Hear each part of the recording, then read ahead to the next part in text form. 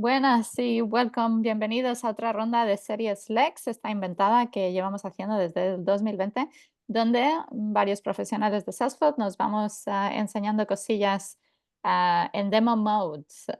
No quiero pillar demasiado tiempo porque hoy vamos a cubrir, bueno, un subject bastante length, así que hay mucho por cubrir. Muchísimas gracias, Jan, todo tuyo, al ataque.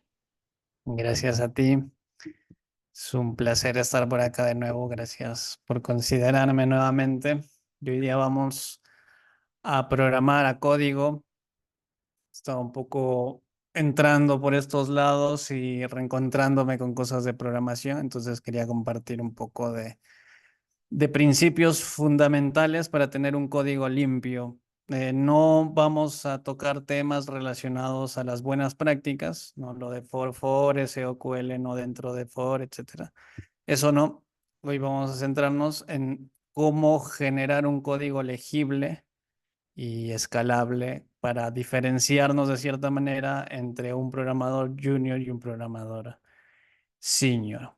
Entonces, empiezo renegando un poquito con el código espagueti, como lo odio, lo detesto en todos los proyectos. Es inevitable tenerlo en realidad, o sería utópico buscar que no exista, pero hay proyectos donde no se preocupan por esto. Y siento que también es una responsabilidad del programador alzar la mano para pedir cierto tiempo de limpiezas de códigos antiguos, y también nosotros al implementar ir generando un código con buenas prácticas de esto, ¿no? Los proyectos podrían ahorrar bastante tiempo, recursos, con solo tener código limpio, porque muchas veces un programador pasa el 70% del tiempo entendiendo el código antes de resolver un bug o de incrementar una nueva funcionalidad. Y si lo ven a largo plazo, es bastante tiempo. Entonces, si no generamos estas buenas prácticas de código limpio, podemos tener muchos problemas ahí.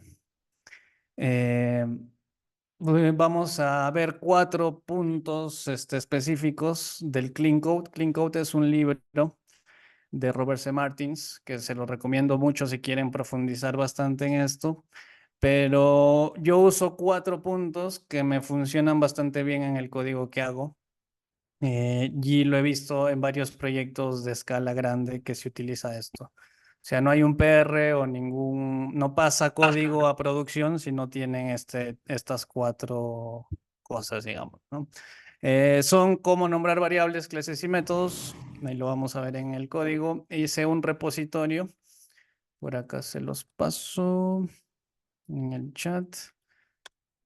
Tiene 5 ramas, desde un código, digamos, regular al código ya con todas estas 4 fases.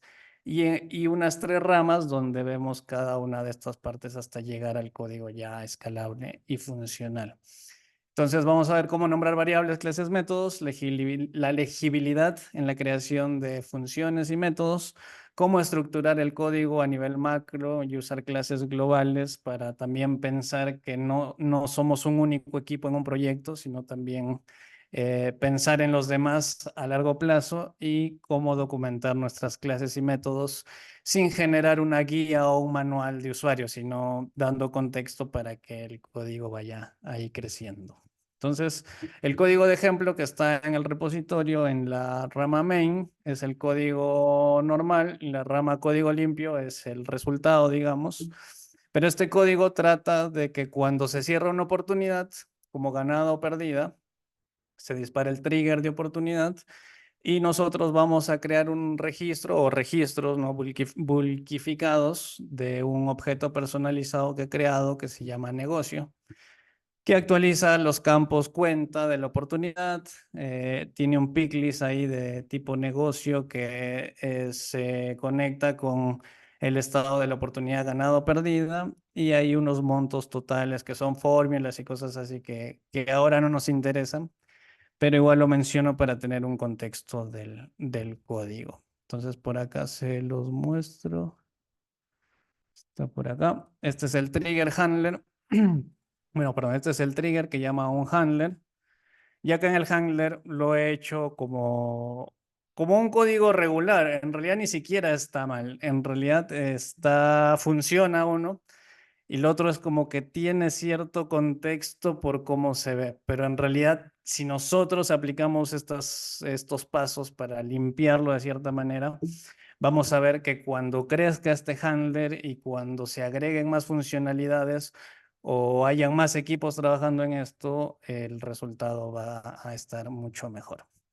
Entonces empezamos con el primer punto, que es cómo nombrar variables, clases y métodos. Nosotros debemos considerar que un nombre tiene que expresar su intención, ¿no? Y no importa que sean largos, o sea, hay que priorizar la intención sobre la longitud del nombre. Por ejemplo, voy acá. Mi método se llama iniciar y me pasa dos parámetros, nuevo y viejo, pero ¿iniciar qué? ¿Nuevo qué? ¿Viejo qué? O sea, no hay una intención clara de lo que hace estas variables, ¿no? La clase sí le he llamado Opportunity Handler para no borrarla y crear otra, pero si también hay una clase que no expresa la intención de lo que tiene el código dentro, deberíamos modificarlo, ¿no? Y lo mismo con los métodos, por ejemplo, iniciar. Por acá dice esto es un inicio, cosas como digo con malas prácticas, ¿no? Entonces, yo voy a partir de decir nuevo que, por ejemplo, esta variable, la intención de esta variable es traerme las nuevas oportunidades o las listas de oportunidades nuevas, ¿no? Y en viejo, este es un mapa que me trae las oportunidades antiguas, digamos, o que han sido modificadas, ¿no? Entonces ya partimos con cambiar este tipo de nombres, como que por ejemplo new op le puedo poner. Eso siento que me transmite la intención de esta variable. Por ejemplo, acá hay un set que dice válidas, pero válidas que nosotros en este for estamos básicamente viendo qué oportunidades son válidas. Entonces podrían ser oportunidades válidas, oportunidades cerradas también, porque me está almacenando eso, ¿no? O set de oportunidades cerradas. Eso ya es un poco subjetivo, pero hay que tener en cuenta esta parte. Entonces voy a ir a la rama donde ya corregí los nombres. Esto debe estar por acá. Ahí está. Y por ejemplo, acá ya hay una intención en los nombres. Por ejemplo, acá tengo close-ups. Yo lo he puesto en inglés porque me gusta programar así, pero pueden hacerlo como quieran, no hay problema con eso. Por ejemplo, acá, donde prepara los negocios para ser creados, no me está almacenando una lista de nuevos negocios. O sea, tampoco tiene que ser un nombre complicado, pero hay una diferencia de, como digo acá, nuevo a nuevas oportunidades o de inicio a crear negocios desde oportunidades cerradas. O sea, ya sabemos qué hace de cierta manera ese método. Y ahora que hablamos de métodos, vamos a ir al segundo punto, que es la legibilidad en la creación de funciones o métodos, ¿no? Eso depende del paradigma de programación que estén usando. En este caso, como es PO, serían métodos, ¿no? Entonces, un método debe realizar una única cosa y el nombre de lo que hace, perdón, el nombre bueno, el nombre debe indicar lo que hace este proceso o esta única cosa, ¿no? También hay que tratar de usar el menor número de argumentos y usar excepciones. Pero quiero empezar a enfocarnos con la situación de que la función haga una única cosa, ¿no? O el método. La pregunta es, crear negocios desde oportunidades cerradas, ¿nos hace una cosa o no? Podría ser que sí, pero si miramos detalladamente, en realidad esta línea nos está preparando, o bueno, está identificando las oportunidades cerradas. Estas líneas nos están identificando la lista de nuevos negocios, está preparando estos negocios para insertarlos, ¿no? Y esta línea me está insertando los negocios. Entonces, en sí, está haciendo tres cosas este método. Y ahí es donde nosotros debemos separarlo por diferentes funciones o métodos, ¿no? Por ejemplo, este puede ser un método obtener oportunidades cerradas, ¿no? O generar oportunidades cerradas, identificar oportunidades cerradas, etcétera, etcétera, que me devuelva, ¿no? Las oportunidades que han sido cerradas, mandándoles como parámetro lo que utilicemos, ¿no? Y acá vamos al otro subpunto de esta parte, que es si tenemos, por ejemplo, varias oportunidades, tenemos cuentas, casos, diferentes estructuras que queremos enviar a nuestro método como parámetro, es mejor usar una clase wrapper, ¿no? Que tenga todos estos elementos a nosotros enviar muchos parámetros. A eso se refiere el punto de que hay que cuidar el número de parámetros que enviemos. Solo si es necesario, podemos enviarlos, pero ya más de 3 o 4 es complicado de gestionar y ahí podríamos usar una wrapper class. Y acá en el insert podemos crear un método que sea crear nuevo negocio, ¿no? Y ahí agregarle el try, catch, las excepciones, por ahí puntos de rollback también, si queremos insertar diferentes objetos, por ejemplo, creo cuentas y luego oportunidades o las actualizo y podemos jugar con puntos y rollbacks, ¿no? Puntos de regreso, me acuerdo que set points, sí, bueno, pues, estos puntos que están en inglés, y con rollback que regrese a ese punto, ¿no? Entonces voy a la rama, un poco para ahorrar tiempo. Y acá ya tengo el código separado por funciones, ¿no? Yo he preferido dejarlo acá, insert new negocios, porque luego les voy a enseñar el tema de la estructura de código. Pero si se dan cuenta, ya me hace este método una sola cosa. Me está obteniendo, bueno, yo estoy obteniendo acá, puede ser generar también, ¿no? Normalmente en los métodos se usan verbos porque se ejecutan acciones ahí. Pero no se olviden que detrás está la intención, ¿no? Entonces, yo le he puesto obtener oportunidades cerradas, no es como que una regla también que todos nombren igual las funciones, sino como digo, la intención. Acá estoy recorriendo a la oportunidad, estoy generando los temas y acá yo tenía esta validación de stage name para ver si la oportunidad ha sido cerrada ganada o cerrada perdida. Entonces, eso también lo he pasado a un método adicional. ¿Por qué? Porque eso me hace una sola cosa, ¿no? Y a futuro también me va a servir para que lo utilicemos en conjunto en diferentes lugares. Ahora volvemos a nuestro primer método y tenemos el segundo método que es crear negocios desde oportunidades.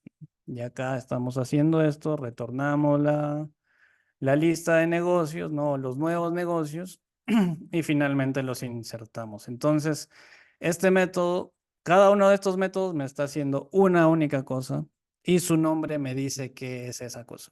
¿Ok? Ese es el segundo punto. Y vamos al tercero, que me parece muy importante, que es estructurar nuestro código. Y eso es pensar a nivel macro. Y este es un error común en developers que están empezando, porque claro, el punto de un developer que empieza es que funcione el código, ¿no? Pero a veces inclusive uno se aburre porque dice, no, ya me funciona y tal, tal, tal, y no nos centramos en que puede ser mejor, en que podemos pulirlo y hacer una especie de obra de arte con nuestro código, que es esta parte de limpiarlo, ¿no? Entonces, un punto clave de esto es pensar en macro, es decir, que yo no soy el único programador en el equipo.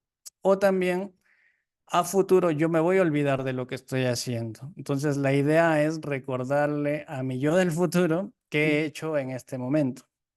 Y por eso, o qué puede hacer en ese momento para que le facilite las cosas de que entienda mi código. Y eso es pensando en macro. Es decir, si yo tengo funciones que se pueden usar en otras partes del proyecto, las puedo separar en clases globales, ¿no? Entonces, antes de crear un nuevo código, yo voy a recibir estas clases, voy a revisar estas clases globales y ahí voy a ver si es que tengo métodos que ya hacen un poco lo que quiero, ¿no? O si puedo modificar alguno o ajustar alguno para lo que quiero. Eso es por un lado.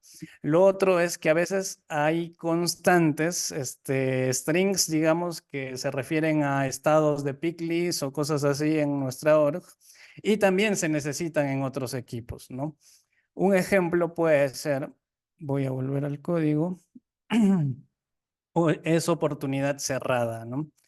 que es este close one, close dos. Yo puedo crear en otro trigger de cuenta, ¿no? Alguna funcionalidad que necesite saber si una oportunidad es cerrada, ganada o perdida. Entonces yo no necesito volver a hacer este código. O sea, acá igual es una línea y como que se puede hacer, en fin, pero en sí hay funciones que nos hacen diferentes cosas y se pueden usar en diferentes partes del proyecto, ¿no? O también a la par pueden estar programando cosas similares en procesos similares y ahí es donde se rompen los códigos diferentes equipos, ¿no? Que suele pasar bastante de cierta manera. Entonces, para eso nos sirve esta parte de estructurar nuestro código pensando a nivel macro con las constantes, agregándolas arriba de la clase y que el código puede ser usado, bueno, que el código que puede ser reutilizado, ponerlo en un lado global. Entonces, ¿cómo aplicaríamos eso en nuestro código? Tenemos el handler, tenemos el opportunity handler y acá partimos. Mira, este código, si lo vemos desde esta parte de clean code, nosotros podemos ver que ya rompe bastante con este paradigma de pensar en macro. ¿Por qué? Porque el handler no nos debe llamar directamente, o sea, no nos debe ejecutar directamente este proceso de crear negocios. El handler debe estar dividido por cada parte del trigger. Por ejemplo, este trigger debería tener isAfter, isUpdate y un método único en el handler para isAfter update. Otro para isAfterInsert, otro para isBeforeInsert, ¿no? Con este framework que nos dan ahí en Internet para manejar con buenas prácticas los triggers. Eso debería ser. Entonces, si yo creo mi método acá, no sé, onAfterUpdate, y le mando estos parámetros, acá en Opportunity Handler, yo debería tener ese método que llame recién a mi proceso. Por lo tanto, mi proceso, no de crear nuevos negocios, debería ser una clase nueva, ¿no? Y esa clase nueva es la que se instanciaría o se llamaría, bueno, desde acá, y la que también debería tener funciones que se usen en todo el equipo o que puedan usarse todo el equipo en una clase global, que yo la llamo normalmente utility. Entonces, vamos a ir a la rama de eso. Voy a cerrar esto. Acá voy a la tercera rama, que es legifx, que es como que legibilidad de la función. No, este no es el 3, sería estructurar. Claro, estamos en el paso de estructurar. Y ahora si abro mi trigger, tengo acá el onAfterUpdate que les mencionaba. Voy al Opportunity Handler y ahora el Opportunity Handler me tiene un único método, que es un AfterUpdate, que en realidad debería también tener los métodos onAfterInsert, onBeforeInsert, etcétera, etcétera, que eso ya, como digo, esas son las buenas prácticas de crear triggers en Apex. Entonces, si se dan cuenta, acá he creado una nueva clase que es Create Custom Negocio. Ahí le he puesto Spanglish. Y acá está mi clase, que ahora tiene todo lo que hemos ido implementando, ¿no? Con los nombres, con los métodos que hagan una sola cosa, etcétera, etcétera, etcétera, etcétera, ¿no? Y también, a ver, voy a volver a la anterior rama.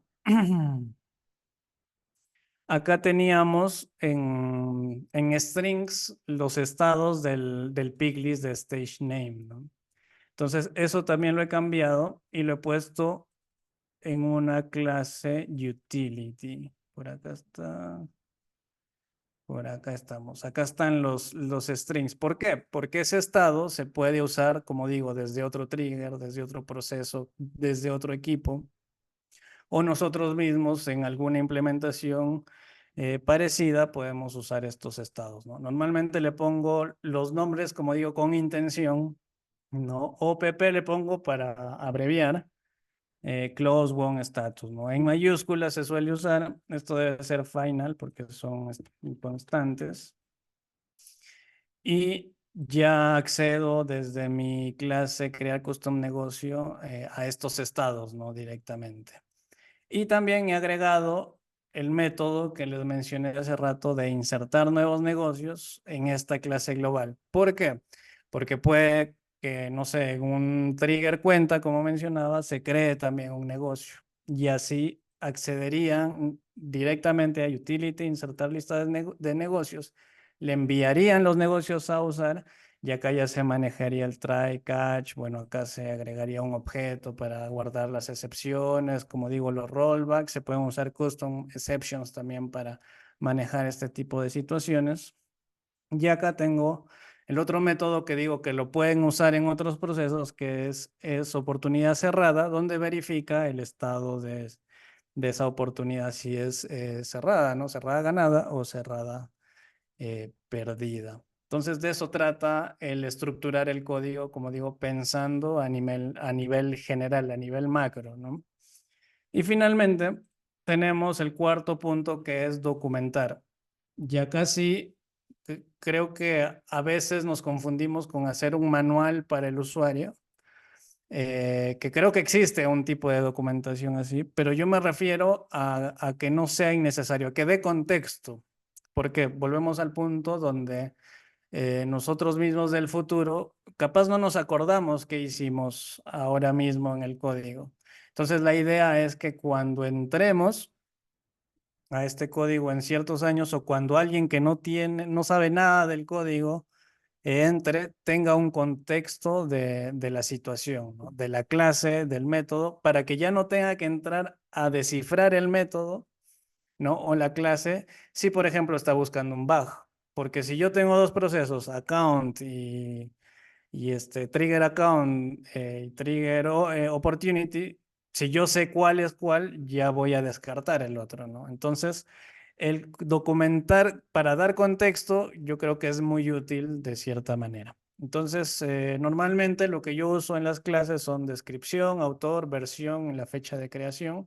Algunos usan tablitas para poner quién modificó cosas, en qué fecha, etcétera, etcétera, lo cual me parece también interesante. Cada uno usa su forma. La idea es, como digo, que den contexto, ¿no? Con comentarios. Y en los métodos uso una descripción, también lo más puntual posible, que dé contexto. Y uso parámetros con este arroba param y el return arroba return. Entonces, acá estamos. Por ejemplo, acá crear custom negocio, yo puedo decir obtener, bueno, tener oportunidades cerradas. Si hacen doble asterisco, ya les da la forma esta. Y con arroba param incluso les pinta el BC Code, ¿no? Como diciendo que esto es lo que se suele usar para resaltar cosas, ¿no? Entonces acá en los parámetros normalmente le pongo los parámetros que hay y una breve descripción. Como digo, igual el nombre debería decir lo que hace, su intención, pero por ahí puede que alguien viendo el código a largo plazo, que este código es chiquito y se puede entender fácilmente, pero cuando crece y va creciendo, ahí es donde incluso nos ahorra bastante tiempo solo ir descripciones, descripciones, descripciones, y ya te ubicas, como digo, para encontrar bugs o para saber dónde vas a implementar nuevos featurings, ¿no? Entonces el return, una descripción y por acá una descripción tal cual. Por acá tengo la rama ya hecha. Acá esto se llama código limpio. 10 Perfecto, creo minutos que reminder. perfecto. Ahorita justo acabamos. Mm, ahí estamos. Miren, así lo uso yo, como digo, pongo autor, versión, since. A veces si el autor no es el mismo que lo creó, puede poner acá su nombre para ver qué pasó y solo para documentar, no es para señalar, ¿no? Es para más tener un registro de esto. Y por acá, por ejemplo, método principal, llamado desde dónde. Yo suelo poner desde dónde se llama, porque a veces también hay código desde flows, que no sabemos qué flow es. Y claro, lo podemos hacer, podemos ir y empezar a buscar, puede ser que este llame a este puede llamar a este, X y Z, pero mucho más rápido ponerse llama desde el flow tal, se usa para tal y estos son los parámetros y esto devuelve, ¿no? Y eso creo, igual también estos principios o estos pasos de código limpio se pueden aplicar para herramientas declarativas. Por ejemplo, un flow si hace diferentes cosas. Primero podemos nombrar nuestros variables y elementos de los flows también teniendo en cuenta la intención. Segundo, si nuestros flows hacen diferentes cosas, podemos dividirlos en subflows y que esos subflows hagan una única cosa y su nombre diga lo que hace esa única cosa, ¿no? El subflow sería como los métodos. En lo que se pueda, porque creo que solo los triggered flows pueden hacer eso, ahí está para revisar, pero después de servir eso y también estructurar su código o sea, pensando a nivel macro, también pueden generar los flows de una mejor manera. Y eso creo que es todo por hoy. ¿Preguntas o comentarios? Gracias, Jan. Nada en el chat, pero esto ya sabéis, quitaros del silencio y preguntar directamente o... Ah, mira, Jordan, todo tuyo, ataca. Hola, buenos días, Jan. ¿Me escuchas? Hola, claro que sí. Cuéntame. Sí, eh, me surgió una pregunta mientras estabas explicando. Es respecto a las variables que declaraste. El final, ¿por qué se pone? No, no me queda claro. El final no es variables, es para hacer estática las constantes. Lo que pasa es que cuando... Lo de acá, ¿no? Sí, se ve mi pantalla. Sí, sí, sí. Ujú. Sí. Sí, el final se usa para declarar variables estáticas en Salesforce. En otros lados es const. Creo que en Lightning One Component es const. Nos sirve, o sea, este tipo de variables que nos indican valores nunca cambian, por lo tanto son constantes. Y la palabra reservada final nos indica eso. Eso es importante porque en memoria nos ayuda a acceder rápidamente. O sea, el código accede rápidamente y no tiene que ir refrescando o haciendo cosas. Es una buena práctica tenerla, pero lo que me enfocaba acá era de que igual en la clase siempre declarar este tipo de constantes, ¿no? A eso, a eso, a eso iba Sí, el punto de esto. Pero sí, para eso es claro. el final, como te digo, para hacer constantes. Hay métodos constantes también, que pueden ser final, que son los que no cambian. Pero no puede hacer inserciones ni cosas DML. Y acá, ya que lo menciono, se me olvidé de decirles, estos valores pueden ser custom labels. Así, si hay un cambio en el picklist o en valores que se escriban, solo los cambiamos desde el setup de nuestra organización y ya no tenemos que hacer un deployment de nuestro código. Esa es otra buena práctica. Y eso, Gracias. Jordan, a ti. Eh, David, ¿algún curso para developer desde básico? Creo que hay bootcamps que abren a inicio y mitad de año. No conozco mucho. Me parece que Woman Force IT de Sara va a abrir, pero es para chicas. Y developer básico. No, lo que sí te recomendaría, David, es de que lleves cualquier curso de fundamentos de programación, porque es igual para cualquier lenguaje. El lenguaje no, eso ya te especializas cuando manejas bien los fundamentos de programación, las estructuras de datos y, bueno, para Salesforce, para Apex, programación orientada a objetos. Entonces, cualquier curso de Java te puede usar. Ahí dice Inés, Plural Site, tiene Gracias, Jan. varios en inglés. Con gusto. Sí, y a mí me gusta de fundamentos de programación Platzi. A mí me encanta Platzi. Deberían auspiciarlo, pero lo recomiendo porque me sirve bastante. A ver, Cristian Aguirre dice, ¿alguna razón por la que te inclinaste por el uso de clases estáticos y no estáticos? Sí, por tiempo. Mientras hacía el código, quería mencionar el tema de instanciar clases y usar clases estáticas, pero creí que me iba a ir del tema.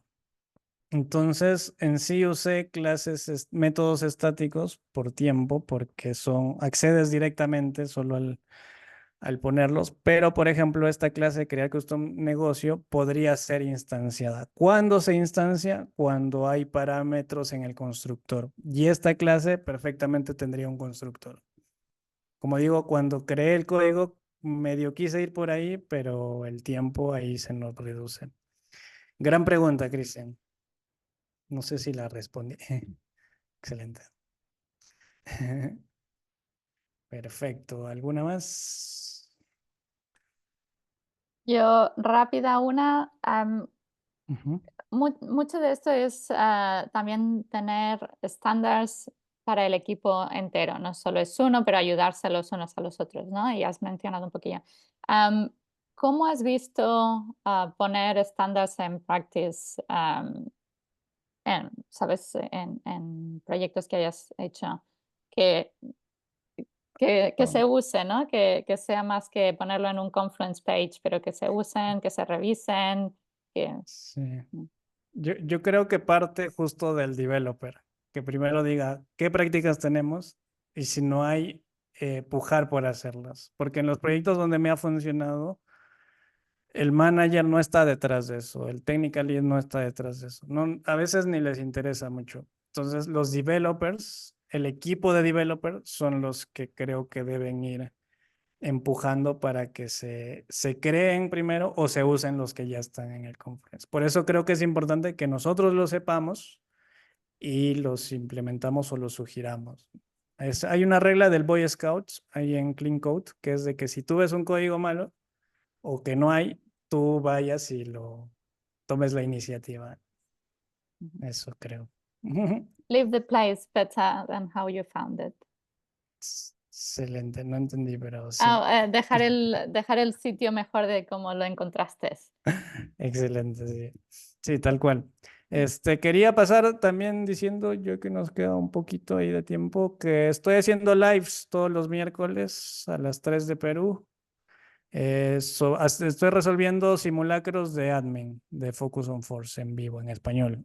O sea, está la pregunta en inglés, pero yo lo hago en español. Entonces les dejo ahí el canal. Hoy día hay un live en la tarde y nada, y los invito a los que estén interesados y compártanlo con los que están estudiando admin. Genial. Y eso, Muchísimas gracias, Jan, y a todos. Seguimos con las aventuras. A mí cuando me digas, te portaste muy bien, te ponemos otra. excelente. Muchas gracias. Ahí nos vemos. Nada, y nos vemos el mes que viene. Chao, chao a todos. Perfecto. Chao, chao.